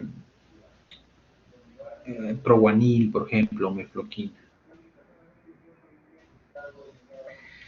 Entonces es importante cuantificar la parasitemia, sí, porque no solo nos va a permitir ver la evolución en el tratamiento, es decir, la caída de esta parasitemia en caso el paciente ya haya mejorado, sino porque también pueden permitir detectar resistencias, ¿no? Que si bien en nuestro país no hay muchos reportes sobre resistencia a Vivax, ¿no? Siempre hay que tomarlo en cuenta. En Brasil sí han descubierto, sí han reportado resistencia a los fármacos, ¿no? Hoy en día en el caso de Vivax. Entonces vean ustedes, aquí podemos hablar de resistencia tipo 1, tipo 2 o tipo 3, ¿no? Entendiendo que en el R1 es el aclaramiento como sensible, pero recrudescencia a los días 28 a 42. Antes de pasar a ese tema, es importante recordar que cuando uno empieza a dar tratamiento, debería lograr una caída brusca de la parasitemia al tercer día más o menos, ¿no? Y se debería empezar el aclaramiento total hacia la semana más o menos. Entonces, normalmente eso es lo que debemos buscar, ¿no? Que después de 48 horas ya esté negativo el cultivo. Sin embargo, por ejemplo, si hay un aclaramiento como sensible, ¿no? Pero recrudescencia entre los 28 y 42 días, estamos hablando de resistencia tipo 1. Si hay una marcada reducción, más del 75% de la parasitemia, pero sin aclaramiento a los 7 días, entonces también estamos hablando de resistencia, ¿no? Y en el estadio 3, para una pobre reducción de la parasitemia o incremento de la parasitemia en 48 horas, ¿no? Entonces, esto también nos permite, como decía, monitorizar o, o hablar eventualmente de resistencia en nuestro medio. Y bueno, la norma técnica del 2015, que es la última que está vigente, digamos que unifica los criterios para el tratamiento. Antes había una distinción entre los que vienen de la costa norte con los que vienen de Loreto, pero básicamente por, digamos, nuevamente la resistencia que se ha ido generando a lo largo del tiempo ha hecho que se hable ahora de un solo esquema, ¿no? Debido a que ya no hay diferencia entre los que vienen de la costa norte y de Iquitos. En ese contexto hay que recordar, para Vivax, sobre todo, y malaria, primaquina y cloroquina siguen siendo los más importantes, ¿no? Si hubiera una parasitemia, una recrudescencia a los 7 días o 28 días, artesunato más mefloquina más primaquina. Caso de falciparum, y como ya dijimos, para todas las malarias no complicadas, mefloquina más artesunato más primaquina, normalmente. Y tratamiento como de segunda línea con quinina, clina o primaquina. Ese es el esquema entonces para tratar malaria y para tratar falciparum, ¿no? Y aquí está el esquema de dosificación, la cloroquina en el día 1, 4 tabletas, día 2, 4 tabletas, día 3, 2 tabletas, primaquina se va durante 7 días y este es el gran inconveniente, porque normalmente el paciente que tiene acceso palúdico le dan 3 días de cloroquina y desaparece la fiebre. Y muchas veces las personas dejan de tomar esos 4 días restantes de primaquina y eso da lugar a las recaídas. Entonces eso también hay que estar pendientes, ¿no? No complicada, dijimos artesunato, mefloquina más primaquina, ¿no? Es lo más probable, ¿no? Afortunadamente ya tenemos la presentación bioral del artesunato, ¿no? Y como segunda línea, o sea, queda reservada como en ese contexto simplemente la quinina, la clinda y la primaquina, ¿no? Vean que en todos los esquemas siempre está primaquina. ¿Por qué? Porque mata hipnozoitos en el caso de Vivax y en el caso de malaria lo que está, digamos, eventualmente tratando es las diferencias que pueden haber en algunos contextos, ¿no?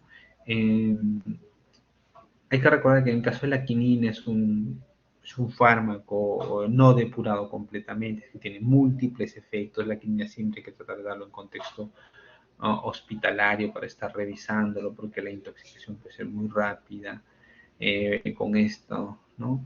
Con clindamicina no hay mucho problema, y primoquina tampoco, afortunadamente.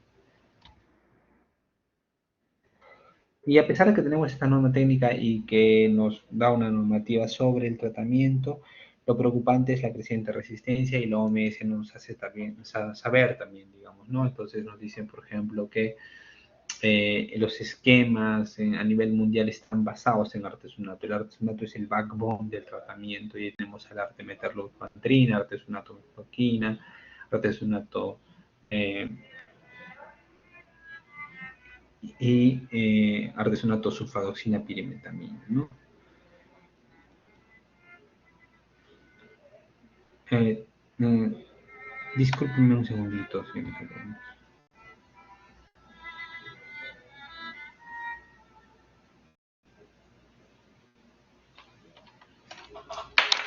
¿Aló?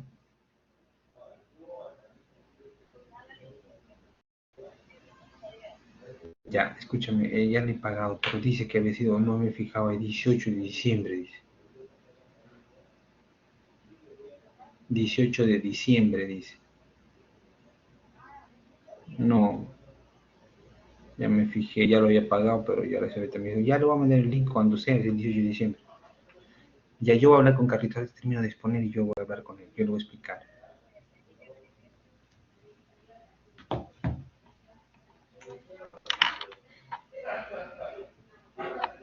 Disculpen nuevamente, señores alumnos. Entonces les comentaba que uno de los grandes problemas es la resistencia que se tiene por, falciparum en el mundo, y la OMS basa sus esquemas alrededor del artesunato. El artesunato es el backbone, es la columna vertebral para el tratamiento asociado a, ¿no? En este caso, a la mefloquina, modiaquina, mefloquina, sulfariacina, pirimetamina, etcétera, ¿no? Y incluso lo dice en qué parte se puede utilizar en algunas zonas del África, dependiendo de lo reportado. Sin embargo, ya hay cepas en Tailandia que se han reportado resistentes al artesunato, ¿no? Entonces ese es un gran problema, porque tenemos muy pocas opciones terapéuticas, o de hecho ninguna opción todavía de uso clínico para estas formas de resistencia, ¿no? Entonces, nuevamente es todo un problema todavía el tratar la malaria en este contexto, ¿no? Bueno, hablar de prevención también es bastante amplio, solamente algunas cuestiones importantes. El uso de los mosquiteros en el contexto hospitalario puede ayudar en parte, digamos, a paliar, sobre todo si están dentro de una zona endémica. El uso de ropa impregnada con, digamos, insecticidas pueden ayudar, pero no es una medida demasiado digamos, que tenga muy alto impacto. Quimioprofilaxis en algunos casos, en casos muy reservados, es decir, pacientes inmunocomprometidos, pacientes con algún déficit enzimático, podrían ser tributarios de quimioprofilaxis, ¿no? Es decir, dar una profilaxis que debe mantener durante toda su estancia en esta zona endémica. El problema nuevamente aquí es que las opciones terapéuticas se están acabando. Entonces, un principio que normalmente se tiene para profilaxis, que yo no puedo utilizar como profilaxis algo que voy a usar como tratamiento. Entonces, si por ejemplo yo usara cloroquina, ya no voy a poder usar cloroquina como tratamiento, ¿no? Entonces, dependerá mucho de la zona a la que el paciente va a viajar para recomendar una quimioprofilaxis. De hecho, para nosotros, para el Perú, no está recomendado, debido a que la tasa de prevalencia de falciparum es baja, y debido a que tenemos pocas opciones terapéuticas, es decir, no tenemos, por ejemplo, alofantrina, o no tenemos lumefantrina o atobacone proguanil, que sería una droga, digamos, interesante como profilaxis, no la tenemos. ¿no? Solo tenemos mefloquina, o sea, para nosotros debería ser la profilaxis mefloquina, pero mefloquina nosotros lo usamos como tratamiento, ¿no? Entonces ahí va la disyuntiva de poder utilizarla. Entonces, en líneas generales, quimioprofilaxis para el Perú no está indicado. Como norma general, no está recomendado debido a la baja prevalencia de falciparum para nosotros, ¿no? Habrá que valorar individualmente si en algunos casos, en algún caso particular, algún paciente lo amerite, pero de rutina no se debe dar. Luego, otras medidas de protección poblacional como diagnóstico temprano, control de tratamientos colaterales, control vectorial integrado, etcétera, que también van a ayudar un poco a paliar esto, ¿no? Hay bastante investigación, sobre todo en el campo digamos, de la entomología para tratar de controlar estos casos, ¿no? Uno de ellos, por ejemplo, uno que parece bastante interesante es el uso de la ivermectina, ¿no? Eh, Sabemos que hay todo un tema sobre la ivermectina a raíz del uso indiscriminado en COVID, que ya sabemos a estas alturas obviamente que no sirve para nada, pero digamos que en el África ha habido muchos estudios sobre el uso de ivermectina para intoxicar a los mosquitos, ¿no? Lo que se ha demostrado es que si administramos, digamos, ivermectina a algunas personas, ¿no? De manera continua, en algunas zonas de alta endemicidad, y estas personas son picadas por el anófeles obviamente va a chupar en la sangre también la ivermectina y de esa manera estos anófeles tienen un tiempo de vida más corto, ¿no? Y eso podría disminuir, digamos, la tasa de infección en estos anófeles, ¿no? Es una teoría bastante interesante que se ha probado en los pequeños, pero habrá que ver a gran escala si es una medida costo efectiva, digamos, para poder aplicarlo, ¿no? Pero esa es otra medida también que se está, eh, digamos, se puede tener en mente para el control de malaria, ¿no? Ya dijimos sobre la quimioprofilaxis, no está recomendado en todos los casos, muy razonado, muy racional hay que ser para poder dar esta indicación, porque no tenemos muchas opciones para nosotros, ¿no? Ya dijimos que el riesgo en viajeros en el Perú es bajo, eh, solamente sería para Loreto y San Martín, para casos muy puntuales, y podría darse como efloquina, tobacona, probonil que no tenemos. Y eventualmente doxiciclina, ¿no? Doxiciclina, la desventaja es que es una droga muy gastrolesiva y ese es su gran talón de Aquiles.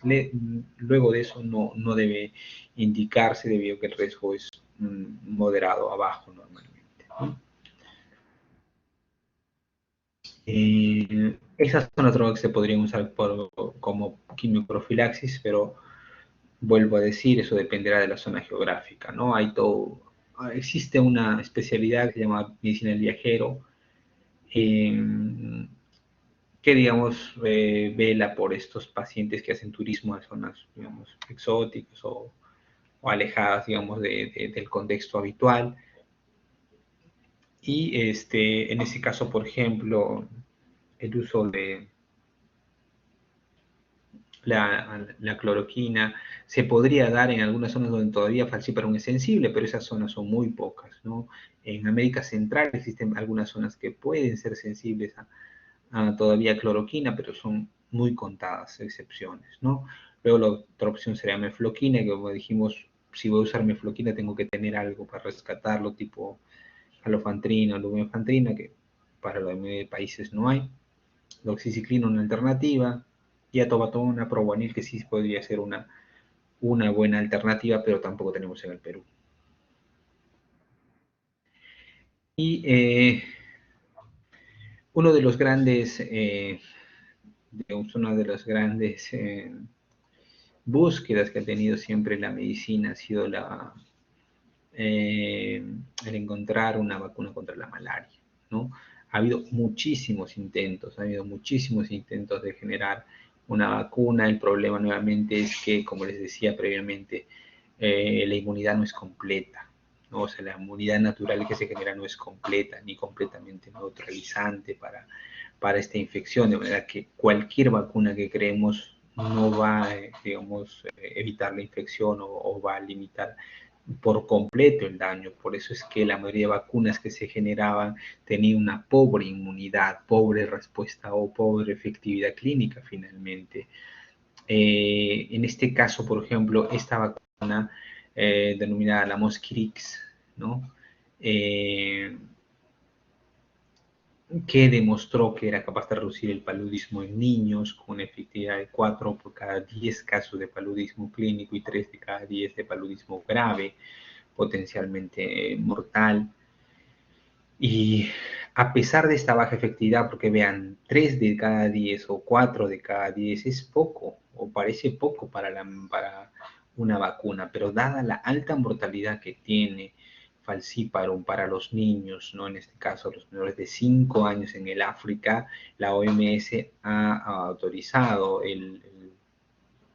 digamos, el uso de este Mosquirix en Ghana, Kenia y Malawi, ¿no? Y de hecho vamos a estar atentos seguramente a los ensayos clínicos que nos hablen de la efectividad de esta vacuna aplicada ya en el contexto poblacional para ver si realmente se puede notar un efecto con esta vacuna, ¿no?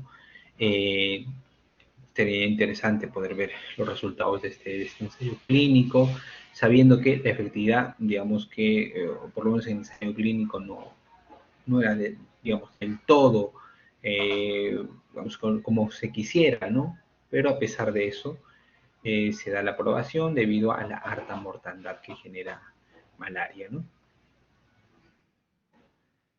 Y bueno, eso era lo que quería compartir con ustedes en esta ocasión. De hecho, que malaria es un tema bastante amplio también y que ah, quería compartir con ustedes esta tarde. Me indican que no se activó el link de asistencia, ¿es cierto?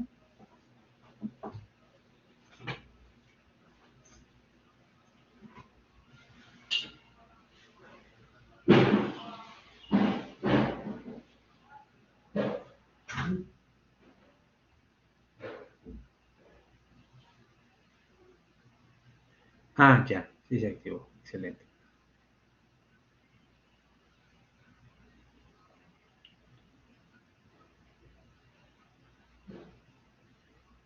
Ok, muy bien. Si tuvieran alguna pregunta, alguna duda, por favor, pueden hacérmela saber por el chat si desean, para poder aclarar alguna duda si tuvieran.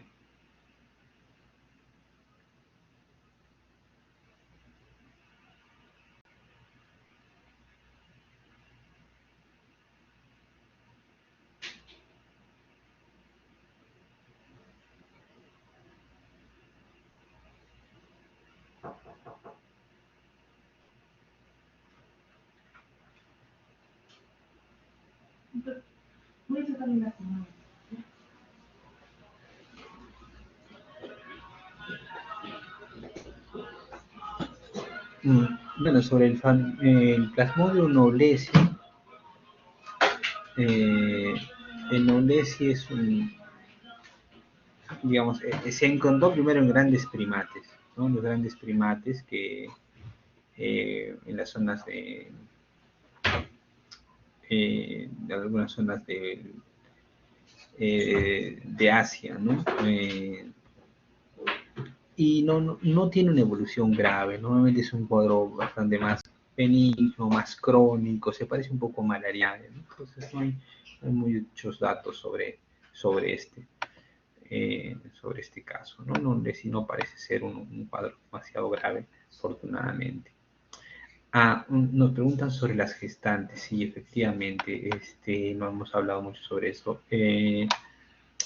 Sobre el tratamiento, lo que hay que recordar es que el fármaco que está contraindicado es la primaquina.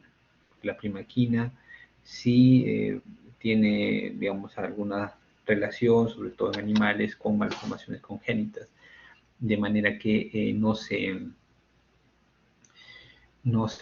recomienda el uso de, eh, de primaquina, ¿no? No se debe dar primaquina. Entonces, si por ejemplo tienen una gestante que tiene Vivax, lo que tienen que hacer es darle solamente cloroquina.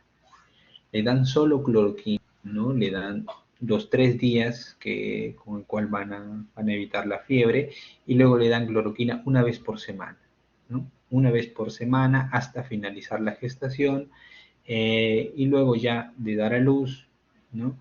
Se le puede completar el ciclo con primaquina, ¿no? Para matar estos signozoitos que eventualmente pueden estar latentes digamos, en el hígado, ¿no?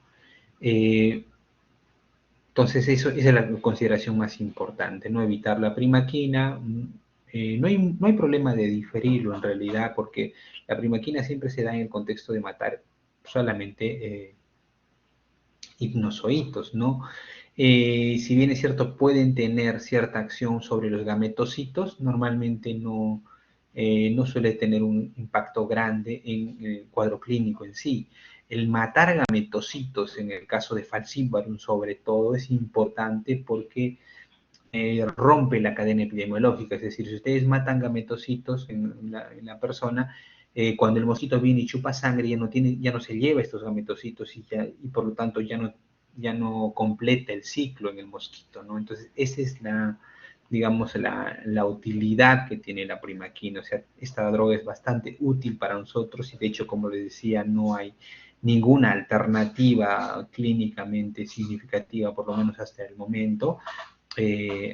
Hay una empresa que está haciendo un fármaco, pero que es un derivado de la primaquina, o sea, es una modificación de la primaquina simplemente como alternativa, digamos, pero es primaquina, no es primaquina que ha sido simplemente modificada, pero nada innovadora, ¿no? Entonces, esa es la importancia de la primaquina. Ya siempre recuerden, la mayoría de otros antimaláricos actúan sobre los esquizontes circulantes en sangre y el único que actúa sobre los hipnozoitos es la primaquina.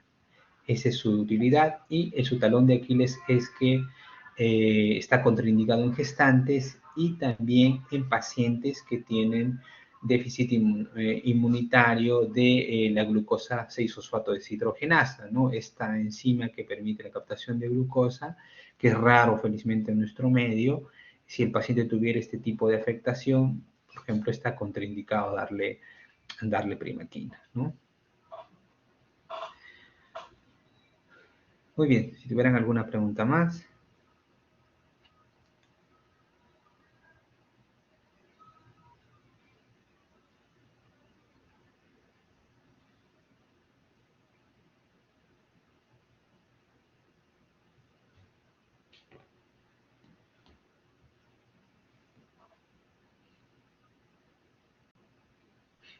Muy bien, si no hay más preguntas, muy buenas tardes, señores alumnos. Muchas gracias por su atención. Espero poder haber ayudado a que puedan recordar algunos conceptos importantes sobre estos temas. Muy buenas tardes.